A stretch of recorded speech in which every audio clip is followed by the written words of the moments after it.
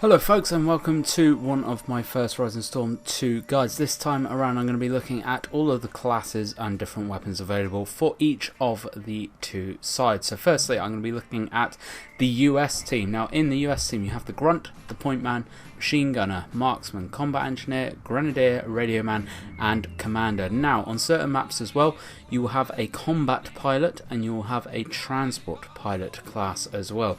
These are really advanced classes. Do not pick these until you know exactly what you're doing in the game and how to actually read the map and all the rest of it.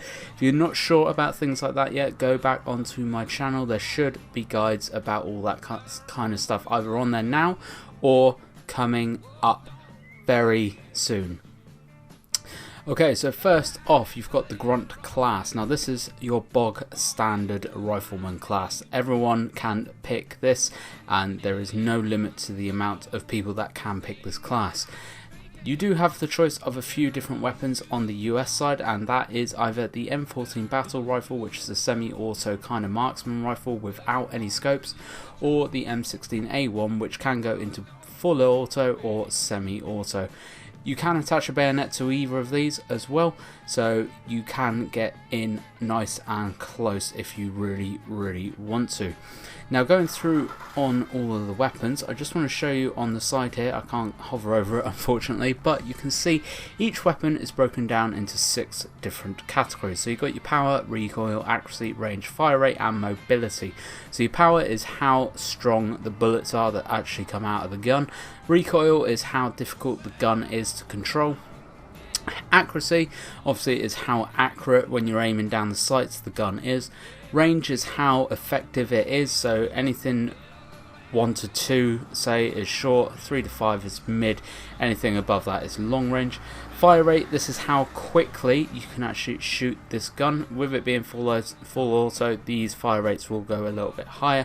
And mobility, this is how quick your soldier can move whilst wielding this gun. So each gun obviously has a lot different stats, so go through and read through exactly what they all are, and then you can actually pick the gun that suited more to you. So I like playing a more mid to long range kind of class, and that is why I always choose the kind of battle rifles in games.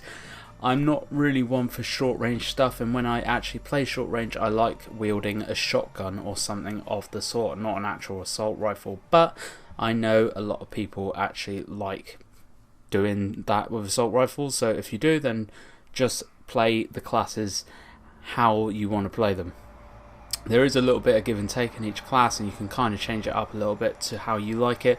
Find how you like it and then stick with it. That's all I'm going to say. So on this class there is no sidearm, however there is certain equipment, and this being the M61 frag grenade. These are very useful grenades.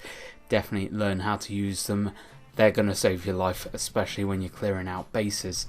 Going down to Point Man, now this is for short to mid-range kind of combat, and these guys are very useful because they come equipped with smoke grenades, and these are very effective in blocking lines of sight from the enemy, so you can actually get round places and get through places which you wouldn't or you just couldn't before without smoking it. As such, you can actually get through places without getting shot. Very useful. Deploy these as much as you have them.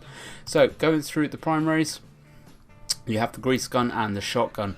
For the Point Man you have a sidearm as well, and you also have an M18 Claymore, which is a remote detonated mine. Very useful in kind of blocking off certain avenues of attack. Going down, you've got the machine gun, and this guy only comes with the M60. However, you can change your ammo, so you can go through again, find what actually works for you, stick with that. Marksman is a very nice class. Now this is the M14 battle rifle, however it comes equipped with a, I think it's an 8x scope, which is very useful. So 3 to 9 times, sorry, scope. Very useful on the battlefield, especially if you can find a spot to actually hover in and then defend from there. Very useful class, the marksmans, which is why you can only have 2 per team, because they are very useful, especially in defending areas.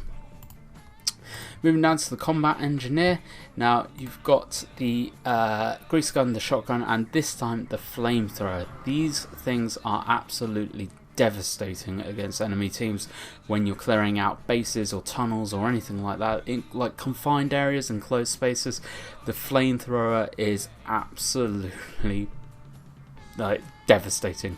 It's devastating. However, be aware, friendly fire is on. If you turn this thing around onto your own team, you're going to fuck them up. So make sure you don't do that, because I have been burned alive by so many people on, or supposedly on my team, by these things because they don't know how to wield them properly. Make sure you don't go burning your own team alive. So moving down to the Grenadier, now this guy comes with a M79 grenade launcher. These are very, very useful. Now they do come equipped with a lot of grenades. You get 9 grenades in this thing before you've got to either go back and recover all your ammo or die and respawn, whichever. But these are very, very useful. However, you do need to be aware they need to travel a certain distance before they actually arm and then explode. I've actually had it before where I've shot at someone literally right beside me and the grenade's not done anything because it's not armed, and then I've got myself killed. Just be aware you do need to be a little bit at range to actually use these things. Going into Radio Man, this is one of the very tactical classes. These guys need to be beside the commander so the commander can call in strikes, recon planes, all that kind of stuff. Make sure if you are the radio man you stay close to your commander, because not only are you protecting him, you're also allowing him to dish out some very, very punishing strikes and barrages and recon planes and all the rest of it as well. So make sure you stick with him. You can go the M14 battle rifle or the M16 with the radio man, so again pick the gun that is suited to you. And then last but certainly not least, and probably the most important job in the entire game, is the commander role. Now I'm not going to go specifically into this role in this video. I'm going to make a separate video about the commander and how to issue commands and how to call in barrage strikes and artillery and recon planes and all the rest of it in a different video, because it does get very intense, detailed, and it needs to be tactical. You need to be very, very tactical when you're playing commander. If you don't know how to play the game, do not play commander. I'm just going to leave it like that. Okay, so this time I'm going to be looking at the Vietnamese team. Now, these guys are pretty similar, but obviously some of the things are called a little bit different, and they're going to be armed with different weapons. First off, your rifleman or your guerrilla comes equipped with either an AK, an SKS, or a Mosin Nagant. Now, we all know what an AK-47 is. It's a very, very powerful full also assault rifle. Very, very powerful. However, be aware, the recoil on this thing is a fucking pain in the ass to try and master, especially when it's in full auto. It does kick back quite significantly. The SKS is a lovely, lovely mid to long range rifle. It's the Vietnamese's battle rifle as such, again with no sights, but very, very useful. This is my preferred gun when I'm playing this class. And then you've got the Mosin Nagant, which is a bolt action sniper rifle without a sniper scope on this class. Very, very useful. If you like to sit back and you've got a really good aim down iron sights, then this is probably the gun for you. Just be aware, it's very, very slow firing because it's a bolt action rifle, so you've got to literally cock the bolt every single time after each shot. Be aware that can get you killed very, very easily. Moving into the scout, now this is the short to mid range guy, and these guys come with a hunting shotgun or a small SMG. These guys also have tripwire traps, which are nasty fucking things.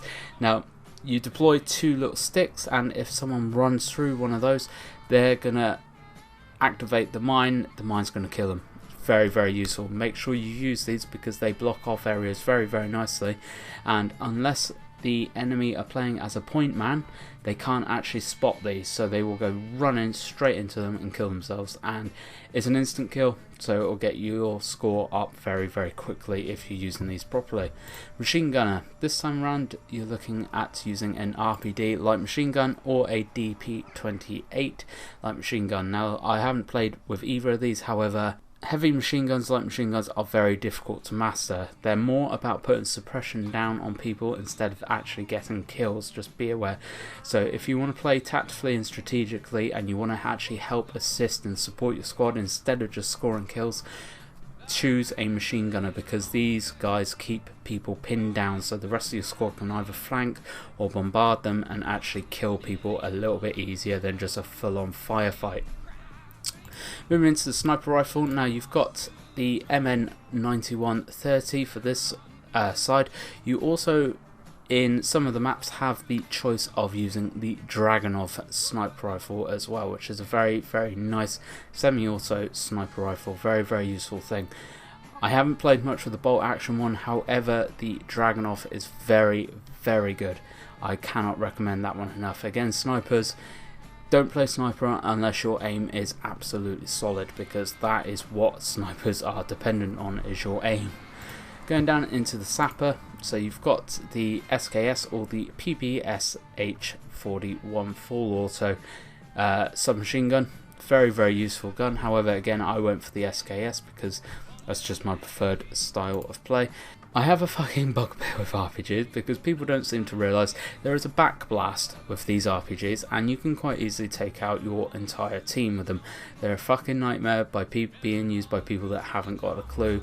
There is a backblast on these, so if you're using an RPG to either put fire on an enemy team or actually try and take out a helicopter or something, be aware if there's someone behind you, you're going to kill them with that backblast. Make sure there's no one behind you before you start firing this fucking thing off.